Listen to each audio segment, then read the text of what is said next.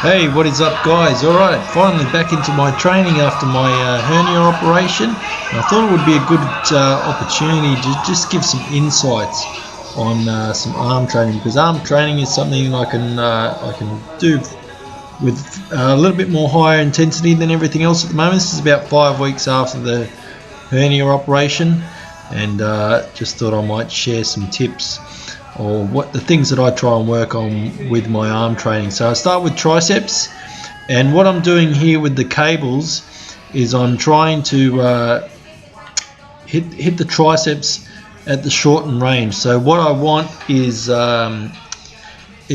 extension through the shoulder, so behind my body, and then full extension at the elbow. So I'm getting the tricep shortened through that range, and there's a lot of tension at the fully contracted position. And then what I do is I spin around, and then I'm working the opposite. So I'm working the triceps at the lengthened range. As you can see, I've got the cables lined up so that there's a lot of tension when the muscles are fully stretched. It depends on your flexibility, how far you can get your elbows back, just as long as you're keeping within your active range of motion. So this is a great one to start. Gets the triceps full of blood and a lot of feeling. And then it's on to the bread and butter for the triceps. Couldn't lift too heavy as I can't brace the core so well at the moment because of the hernia, but this is the one that I go to for building the mass. Rather than a tricep push down,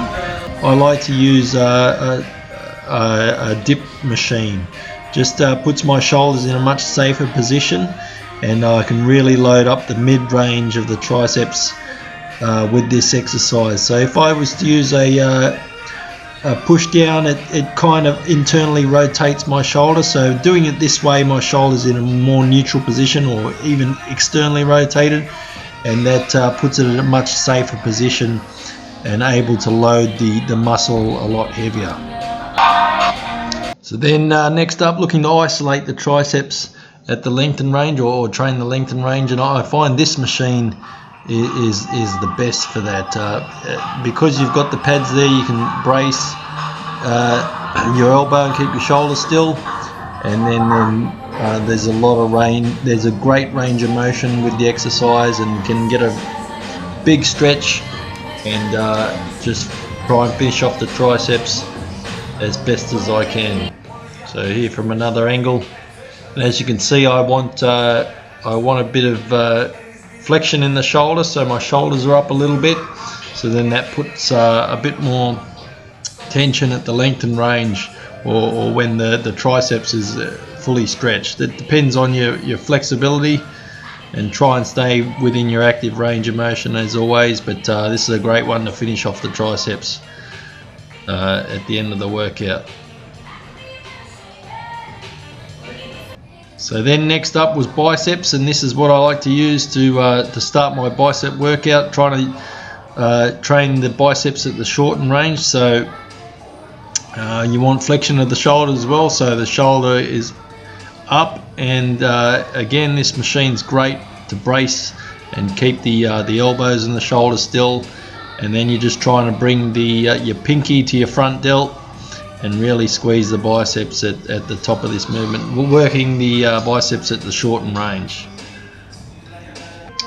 And then what I like to do is go to a incline curl. So with the incline curl, you're looking to stretch the biceps now.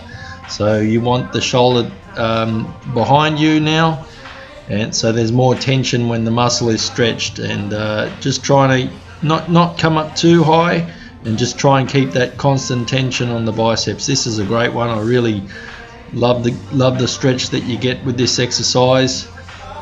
Just making sure again that the shoulder's nice and still, and should give you. I sometimes like to superset the machine with the incline curl, but on this particular day I wanted to go a little bit heavier on the curls. So but it does work very well when you superset those two exercises together. Then just at the end, just one rep, just stretching out. So stretching out the biceps just to finish him off.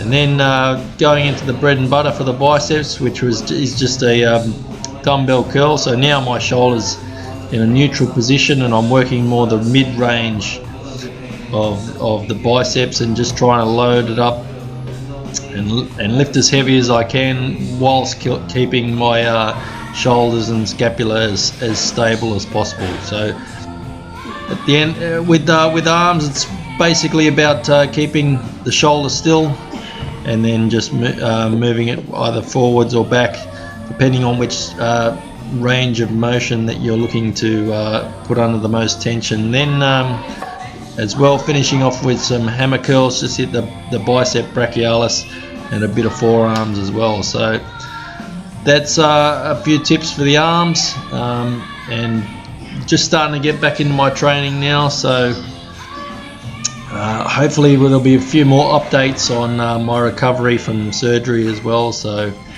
hopefully keep you guys posted, but until then, I'll catch you again soon.